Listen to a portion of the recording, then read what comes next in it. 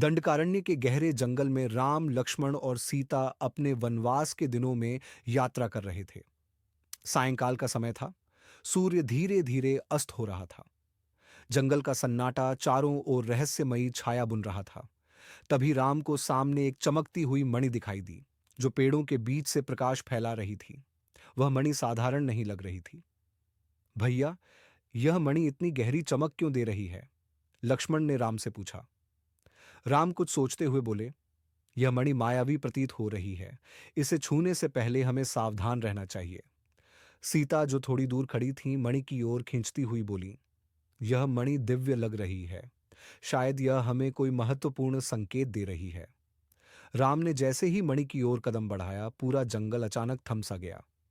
पक्षियों की चहचहाहट बंद हो गई। हवा की सरसराहट भी गायब हो गई।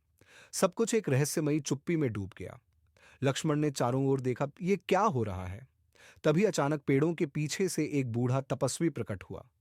उसकी आंखें भेदती हुई थीं, मानो वह राम और उनके भाइयों की हर सोच को पढ़ सकता हो।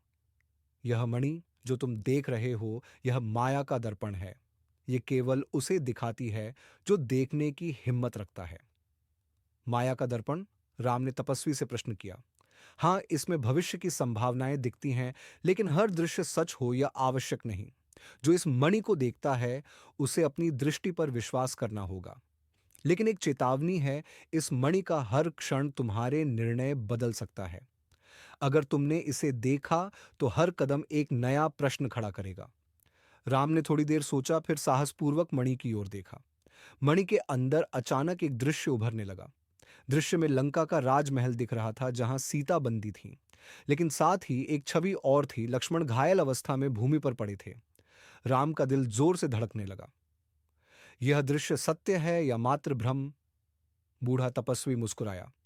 यह तुम्हारे निर्णय पर निर्भर करता है, राम। तभी मणि फिर से चमकी और दृश्य बदल गया।